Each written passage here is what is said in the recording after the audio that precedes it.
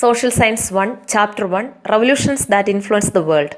നമുക്കിനി റിവിഷൻ നടത്തേണ്ടത് ചൈനീസ് റവല്യൂഷനും ലാറ്റിൻ അമേരിക്കൻ റവല്യൂഷനുമാണ്. ആദ്യം ചൈനീസ് റവല്യൂഷൻ പ്രധാനപ്പെട്ട പോയിന്റ്സ് ഒന്ന് നോക്കാം. What were the causes of the Chinese revolution? Chinese റവല്യൂഷൻ്റെ കാരണങ്ങൾ പ്രധാനമായിട്ട് രണ്ട് കാരണങ്ങളാണ്: ഫോറിൻ റൂളും മൊണാർക്കിയും. ഫോറിൻ റൂളിൽ ഓപ്പിയം ട്രേഡ്, അതുപോലെ തന്നെ ഓപ്പൺ ഡോർ പോളിസി. ഫോറിൻ റൂളിൽ ഓർത്തിരിക്കേണ്ട ഏതാണ്? Opium trade, open door policy. മൊണാർക്കിയിൽ നമുക്ക് ഓർത്തിരിക്കേണ്ടത് മൊണാർക്കിയുടെ പേരാണ് Manchu dynasty in China. Chinese റവല്യൂഷനിലെ പ്രധാനപ്പെട്ട ഇവൻറ്റ്സ് ഒന്ന് നോക്കാം. Events in the Chinese revolution. ഒന്ന്, ബോക്സർ റിബലിയൻ 1900 ബോക്സർ റിബലിയൻ. അടുത്തത് revolution under doctor Sun Yat Sen 1911. ഇതിൻ്റെ ഫലമായിട്ടാണ് കുമിങ്താങ് റിപ്പബ്ലിക് രൂപം കൊണ്ടത്. ഈ കുമിങ്താങ് റിപ്പബ്ലിക്കാണ് പിന്നീട് മിലിറ്ററി ഓട്ടോക്രസിയായി മാറിയത്. ആരുടെ നേതൃത്വത്തിൽ? ചിയാങ് കൈഷക്കിൻ്റെ നേതൃത്വത്തിൽ. ഈ സമയത്താണ് ചൈനീസ് കമ്മ്യൂണിസ്റ്റ് പാർട്ടിയുടെ രൂപീകരണം. അതിലെ പ്രധാനപ്പെട്ട നേതാവാണ് മാവോ സേതോങ്. അദ്ദേഹത്തിൻ്റെ ലോങ് മാർച്ച് വളരെ പ്രധാനപ്പെട്ടതാണ്, ലോങ് മാർച്ച്. ഇതിൻ്റെ ഫലമായിട്ടാണ് the people's republic of China രൂപം കൊള്ളുന്നത്. എന്നാണ് 1 ഒക്ടോബർ 1949. ഇത്രയുമാണ് ചൈനീസ് റവല്യൂഷനിലെ പ്രധാനപ്പെട്ട പോയിന്റ്സ്. ഇനി നമുക്ക് വിശദമായിട്ടൊന്ന് നോക്കാം. ഒന്നാമത്തേത് കാരണങ്ങൾ എന്താണെന്ന് നമ്മൾ പറഞ്ഞു. ചൈനീസ് റവല്യൂഷൻ്റെ കാരണങ്ങൾ എന്ന് പറയുന്നത് ഒന്ന് ഫോറിൻ റൂളാണ്. അതിനെക്കുറിച്ചാണ് ഇവിടെ പറഞ്ഞിരിക്കുന്നത്. Colonial powers of Europe and America adopted policies in China different from the ones that had implemented in the colonies of other parts of the world. ലോകത്തിൻ്റെ മറ്റു ഭാഗങ്ങളിലെ കോളനികളിൽ പ്രയോഗിച്ച തന്ത്രങ്ങളല്ല, പോളിസികളല്ല കൊളോണിയൽ പവേഴ്സ്, യൂറോപ്പിലെ കൊളോണിയൽ പവേഴ്സ് ചൈനയിൽ പ്രയോഗിച്ചത്. പിന്നെന്താണ്? രണ്ട് പ്രത്യേക കാര്യങ്ങളാണ്. ഒന്ന്, ഓപ്പിയം ട്രേഡ്. ഓപ്പിയം എന്ന് പറഞ്ഞാൽ എന്താണ്? അതൊരു ഇൻടോക്സിക്കൻ്റ് ആണ്. ഈ ഒരു ലഹരി വസ്തു ഉപയോഗിച്ചുകൊണ്ടാണ് യൂറോപ്യന്മാർ ചൈനയെ കോളനിയാക്കിയത്. അതിൻ്റെ പ്രധാനപ്പെട്ട പോയിന്റ്സ് നമുക്കൊന്ന് പരിചയപ്പെടാം.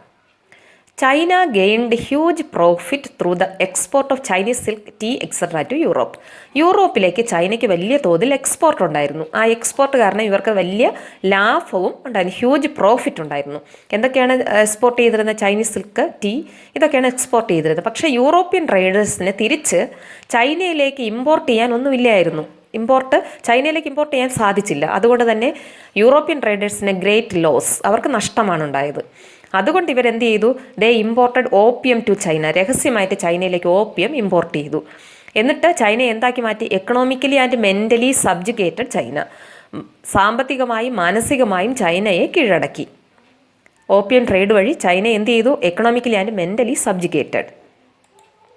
അടുത്തത് ഓപ്പൺ ഡോർ പോളിസിയാണ്. ഓപ്പൺ ഡോർ പോളിസി എന്ന് പറയുന്നത് കൊണ്ടുവന്ന ജോൺ ഹേ ആണ്. ആരാണ് John Hay? State secretary of the യുഎസ്എയിലെ അന്നത്തെ സ്റ്റേറ്റ് സെക്രട്ടറിയാണ് ജോൺ ഹേ. അദ്ദേഹം കൊണ്ടുവന്ന പോളിസിയാണ് ഓപ്പൺ ഡോർ പോളിസി എന്ന് പറയുന്നത്. എന്താണ് ഓപ്പൺ ഡോർ പോളിസി എന്ന് നോക്കാം. As per the open door policy of John hey, America argued four equal rights and opportunities for all countries in Chinese market. Chinese മാർക്കറ്റിൽ എല്ലാ രാജ്യങ്ങൾക്കും ഈക്വൽ റൈറ്റ്സും ഓപ്പർച്യൂണിറ്റീസും വേണമെന്ന് അമേരിക്ക വാദിച്ചു. അതിനെയാണ് ഓപ്പൺ ഡോർ പോളിസി എന്ന് പറയുന്നത്. എന്നിട്ട് എന്ത് ചെയ്തു? ചൈനയെ ഡിവൈഡ് ചെയ്തു. China was divided into different regions. എന്തിനു വേണ്ടിയാണ്? To be controlled by various countries. പല രാജ്യങ്ങൾക്കായിട്ട് ചൈനയെ കൺട്രോൾ ചെയ്യാൻ ചൈനയെ ഡിവൈഡ് ചെയ്തു. ഇതിൻ്റെ എയിം എന്തായിരുന്നു? The aim of this policy was to create an opportunity for the USA to interfere in China. ചൈനയിൽ ഇൻ്റർഫിയർ ചെയ്യുക, ചൈനയിൽ ഇടപെടുക എന്നുള്ളതായിരുന്നു ആരുടെ ലക്ഷ്യം? USAയുടെ ലക്ഷ്യം.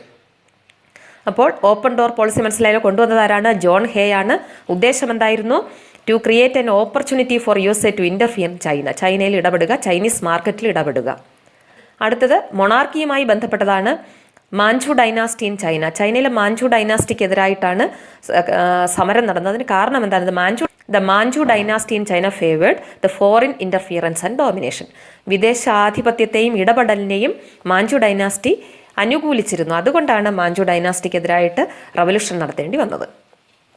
അടുത്ത events in the Chinese revolution. ഒന്നാമത് പറഞ്ഞിരിക്കുന്നതാണ് ബോക്സർ റിബലിയൻ 1900. എന്താണ് ബോക്സർ റിബലിയൻ?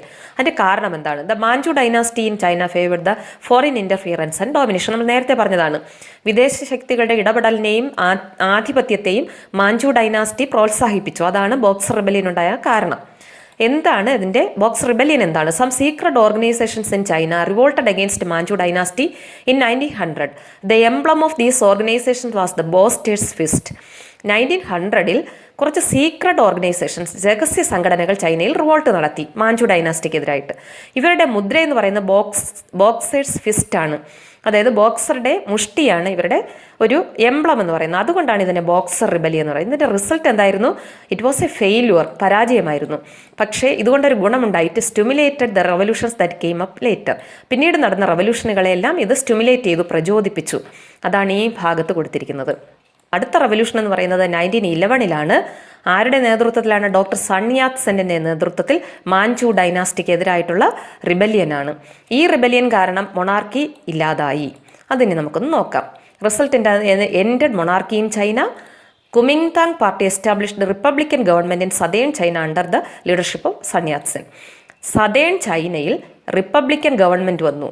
ആരാണ് സ്ഥാപിച്ചത്? കുമിങ്താങ് പാർട്ടിയാണ്. ലീഡർ ആരായിരുന്നു? Sun Yat Sen. തുടർന്ന് കുമിങ്താങ് റിപ്പബ്ലിക് രൂപീകരിക്കപ്പെട്ടു. ഈ കുമിങ്താങ് റിപ്പബ്ലിക്കിൻ്റെ കുറച്ച് പോളിസീസ് ഉണ്ട്. ആ പോളിസികളാണ് നമുക്കിനി ഇവിടെ ഈ ഭാഗത്ത് കൊടുത്തിരിക്കുന്ന പോളിസീസ് എന്ന് പറയുന്നത്. അതെന്തൊക്കെയാണെന്ന് നോക്കാം. Nullify the unjust treaties signed with the foreign countries. വിദേശ രാജ്യങ്ങളുമായിട്ടുള്ള അൺജസ്റ്റ് ട്രീറ്റീസ്, അനീതിപരമായ കുറേ ട്രീറ്റീസ് ഉണ്ടായിരുന്നു. അതിനെല്ലാം നള്ളിഫൈ ചെയ്തു. നള്ളിഫൈ ചെയ്യുക എന്ന് പറഞ്ഞാൽ എന്താണ്? അതിനെല്ലാം അസാധുവാക്കി. Maintain equality with western countries. വിദേശ രാജ്യങ്ങളുമായിട്ട്, പാശ്ചാത്യ രാജ്യങ്ങളുമായിട്ടുള്ള ഐക്യം നിലനിർത്തി. Adopted a measure for the progress of agriculture industry പുരോഗമിക്കാനുള്ള നടപടികൾ സ്വീകരിച്ചു. Received assistance from Russia and various fields. റഷ്യയിൽ നിന്ന് സഹായം സ്വീകരിച്ചു. ഇതിൻ്റെ കൂടെ വേറൊരു കാര്യം അറിയാനുണ്ട്. Ideologies of Sun Yat Sen.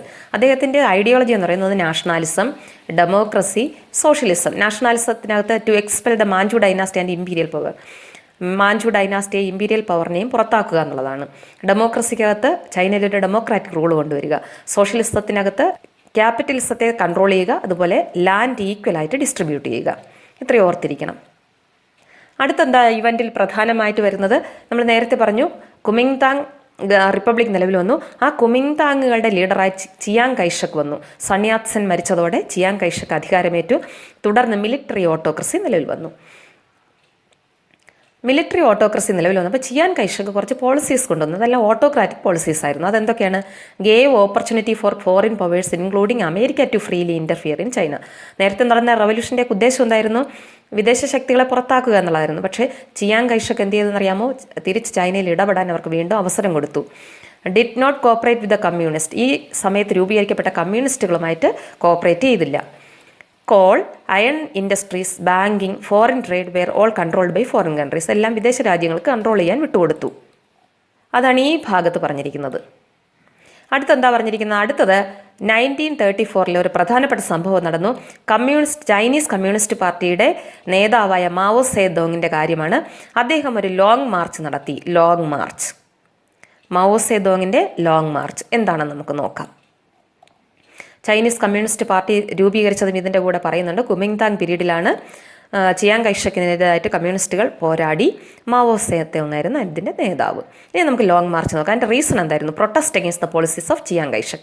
Chiang കൈഷക്കിൻ്റെ നടപടികളോടുള്ള ഒരു എതിർപ്പായിരുന്നു ലോങ് മാർച്ചിന് കാരണം. 1934 ലീഡർ ആരായിരുന്നു? Mao Tse-tung. അതൊരു ജേണിയാണ്, ഒരു യാത്ര. എവിടെ നിന്ന് എവിടോട്ടാണ്? കിയാങ്സി സൗത്ത് ചൈനയിലെ കിയാങ്സി മുതൽ വെസ്റ്റേൺ ചൈനയിലെ യെനാൻ വരെ, കിയാങ്സി മുതൽ യെനാൻ വരെയുള്ള ഒരു ലോങ് മാർച്ച്. അതിന് ലോങ് മാർച്ച് എന്ന് പറയാൻ കാരണം എന്താണെന്നറിയാമോ? ഇത്രയും ദൂരം 12,000 കിലോമീറ്റർ ദൂരം ഉണ്ടായിരുന്നു. 12,000 കിലോമീറ്റർ ദൂരം ഉണ്ടായിരുന്നു ഈ ജേണിക്ക്. അതുകൊണ്ടാണ് ഇതിനെ ലോങ് മാർച്ച് എന്ന് പറയുന്നത്. ഈ ലോങ് മാർച്ചിൽ ഇവർ കടന്നു പോയ പ്രദേശങ്ങളിൽ നിന്നും seized out agricultural land and villages from ലോഡുകളിൽ നിന്നും, പ്രഭുക്കന്മാരിൽ നിന്നും അഗ്രികൾച്ചർ ലാൻഡൊക്കെ പിടിച്ചെടുത്തു. Distributed among the farmers. കർഷകർക്കത് വീതിച്ചു കൊടുത്തു. ഇനി ഇതിൻ്റെ ഫലം എന്തായിരുന്നു? കമ്മ്യൂണിസ്റ്റ് പ്രൊട്ടസ്റ്റിൻ്റെ അല്ലെങ്കിൽ ലോങ് മാർച്ചിൻ്റെ ഫലം എന്തായിരുന്നു? Mao Tse-tung and communist party became the symbol of Chinese struggle against the foreign power. വിദേശ ശക്തിയോടുള്ള സ്ട്രഗിളിൻ്റെ പ്രതീകമായിട്ട് ആര് മാറി? കമ്മ്യൂണിസ്റ്റ് പാർട്ടിയും അതുപോലെ തന്നെ Mao Tse-tung. Chiang Kai-shek had to seek political asylum in Taiwan. Chiang കൈഷക്കിന് തായ്വാനിൽ രാഷ്ട്രീയാഭയം തേടേണ്ടി വന്നു. ഏറ്റവും പ്രധാനപ്പെട്ട ഫലം എന്തായിരുന്നു? China became the people's republic of China on 1 October 1949 under the leadership of Mao Tse-tung. China എന്തായിട്ട് മാറി? പീപ്പിൾസ് റിപ്പബ്ലിക് ഓഫ് ചൈന എന്ന് മാറി 1949. അത്രയാണ് ഈ ഭാഗത്ത് കൊടുത്തിരിക്കുന്നത്. അപ്പോൾ ഇതിൽ പ്രധാനമായിട്ട് നമുക്ക് നോക്കേണ്ടത് എന്തൊക്കെയാണ്? ഒന്ന്, എന്താണ് കാരണം? ചൈനീസ് റവല്യൂഷൻ ഉണ്ടാകാനുള്ള ഒന്നാമത്തെ കാരണം എന്ന് പറയുന്നത് ഫോറിൻ റിലേഷനാണ്. അതിൽ ഓപ്പിയൻ ട്രേഡും ഓപ്പൺ ഡോർ പോളിസിയും, അതുപോലെ മാഞ്ചു ഡൈനാസ്റ്റിയുടെ കാര്യം. ഇനി ഇവൻസിനകത്ത് ബോക്സർ റിബല്യൻ 1900-ലാണ്. ആർക്കെതിരായിട്ടായിരുന്നു? മാഞ്ചു ഡൈനാസ്റ്റിക്കെതിരായിട്ടാണ്. അടുത്ത് 1911 റവല്യൂഷൻ, സൺയാത് സെന്നിൻ്റെ റവല്യൂഷൻ എന്ന് പറയുന്നത് മാഞ്ചു ഡൈനാസ്റ്റിക്കെതിരായിട്ടായിരുന്നു. അതിൻ്റെ ഫലമായിട്ട് എന്ത് നിലവിൽ വന്നു? കുമിങ്താങ് റിപ്പബ്ലിക് നിലവിൽ വന്നു, റിപ്പബ്ലിക്കൻ ഗവൺമെൻറ് നിലവിൽ വന്നു. ഈ റിപ്പബ്ലിക്കൻ ഗവൺമെൻറ് സൺയാത് സെന്നിൻ്റെ മരണത്തോടെ ചിയാങ് കൈഷക് ഇതിൻ്റെ നേതൃത്വം ഏറ്റെടുക്കുകയും അതൊരു മിലിറ്ററി ഓട്ടോക്രസി ആയിട്ട് മാറുകയും ചെയ്തു. തുടർന്ന് മിലിറ്ററി ഓട്ടോക്രസി വീണ്ടും ഫോറിൻ ഇൻ്റർഫിയറൻസിന് വഴിതെളിച്ചു. ഇതിനെതിരായിട്ട് കമ്മ്യൂണിസ്റ്റുകൾ, മാവോ സേതുങ്ങിൻ്റെ നേതൃത്വത്തിലുള്ള കമ്മ്യൂണിസ്റ്റുകൾ വിപ്ലവം നടത്തി. 1934 അവരുടെ ലോങ് മാർച്ച് നടന്നു. അത് ആർക്കെതിരായിട്ടായിരുന്നു? കുമിങ്താങ് റിപ്പബ്ലിക്കിനെതിരായിട്ടായിരുന്നു. അങ്ങനെയാണ് പീപ്പിൾസ് റിപ്പബ്ലിക് ഓഫ് ചൈന നിലവിൽ വരുന്നത്. ഇത്രയും മനസ്സിലായല്ലോ. അടുത്ത് നമുക്ക് നോക്കേണ്ടത് ഒരു ചെറിയ ഭാഗമാണ് ലാറ്റിൻ അമേരിക്കൻ റവല്യൂഷൻ. വളരെ എളുപ്പമാണ്, കുറച്ച് ഭാഗമേ ഉള്ളൂ. അതിൽ ആദ്യം നമുക്ക് ലാറ്റിൻ അമേരിക്കൻ റവല്യൂഷനിലെ പ്രധാനപ്പെട്ട ലീഡേഴ്സിനെ ഒന്ന് പരിചയപ്പെടാം. Jose de San Martin, Francisco Miranda, Simon Bolivar, 3 പേർ. ആരൊക്കെയാണ്? Jose de San Martin, Francisco Miranda, Simon Bolivar. അടുത്തത് പ്രധാനമായിട്ട് നമുക്കിതിൽ നോക്കേണ്ടത്, why did the Spanish and Portuguese colonise the Latin America? Latin America എന്തിനാണ് കോളനൈസ് ചെയ്തത്? To exploit the economic richness of Latin America. Latin അമേരിക്കയുടെ economic റിച്ച്നെസ്സിനെ കുറിച്ചാണ് ഇവിടെ പറഞ്ഞിരിക്കുന്നത്. Abundance of resources, maize cultivation, sheeps, അതുപോലെ തന്നെ വെൽത്ത് ത്രൂ ട്രേഡ്. ഇങ്ങനെയുള്ള ആ ഒരു ലാറ്റിൻ അമേരിക്കയുടെ എക്കണോമിക് റിച്ച്നെസ് എക്സ്പ്ലോയിറ്റ് ചെയ്യുക എന്നുള്ളതായിരുന്നു ഫോറിൻ രാജ്യങ്ങളുടെ, പ്രത്യേകിച്ച് സ്പാനിഷ് പോർച്ചുഗീസ് കൊളനൈസേഷൻ്റെ ലക്ഷ്യം. ഇനി പ്രധാനമായിട്ട് ഒരു ക്വസ്റ്റ്യനേ ഉള്ളൂ. How did the colonial rule affect the life of natives of Latin America? Latin അമേരിക്കക്കാരെ കൊളോണിയൽ റൂൾ എങ്ങനെയാണ് ബാധിച്ചത്? The Spanish and Portuguese propagated their language, religion and custom. Spanish, Portuguese language, religion ഇതെല്ലാം അവിടെ പ്രചരിപ്പിച്ചു. They build houses and churches in Spanish സ്റ്റൈലിലെ ഹൗസസും ചർച്ചസും. Several schools were established for imparting Spanish system of education. എന്ത് എഡ്യൂക്കേഷനാണ് അവിടെ കൊടുത്തിരുന്നത്? Spanish system of education. Spanish farming methods and crops were introduced. അവിടെ തദ്ദേശീയമായ ചില ക്രോപ്പും ഫാമിംഗ് മെത്തേഡൊക്കെ ഉണ്ട്, അതൊക്കെ മാറ്റിയിട്ട് സ്പാനിഷ് ഫാമിംഗ് മെത്തേഡുകൾ ഇൻട്രൊഡ്യൂസ് ചെയ്തു. അതുപോലെ ന്യൂ ഡിസീസസ്, യൂറോപ്പിൽ നിന്നും പുതിയ രോഗങ്ങൾ വ്യാപിച്ചു. Racial discrimination, looted the resources, അവിടെ ഉണ്ടായിരുന്ന വിഭവങ്ങളെയൊക്കെ കൊള്ളയടിച്ചു. Enslaved the natives to work, നേറ്റീവ്സിനെ അടിമകളാക്കി ജോലി ചെയ്യിപ്പിച്ചു. ഇത്രയാണ് ഈ ഭാഗത്ത് കൊടുത്തിരിക്കുന്നത്. ആകെ കുറച്ച് കാര്യങ്ങളേ ഉള്ളൂ. How did the colonial rule affect the life of natives of Latin America എന്ന് പറയുന്ന ഒരു ക്വസ്റ്റ്യനും, അതുപോലെ ലാറ്റിൻ അമേരിക്കയിലെ പ്രധാനപ്പെട്ട ലീഡേഴ്സിൻ്റെ പേര് മാത്രമാണ് ഇതിനകത്ത് പ്രധാനമായിട്ടുള്ളത്.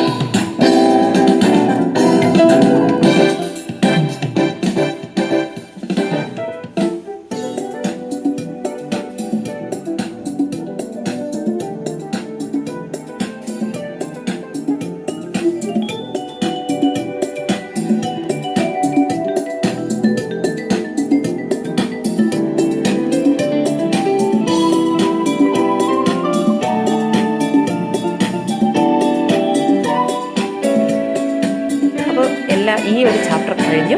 എല്ലാവരും നന്നായിട്ട് പഠിക്കണം. അടുത്ത വീഡിയോയിൽ അടുത്ത ചാപ്റ്റർ പരിചയപ്പെടാം.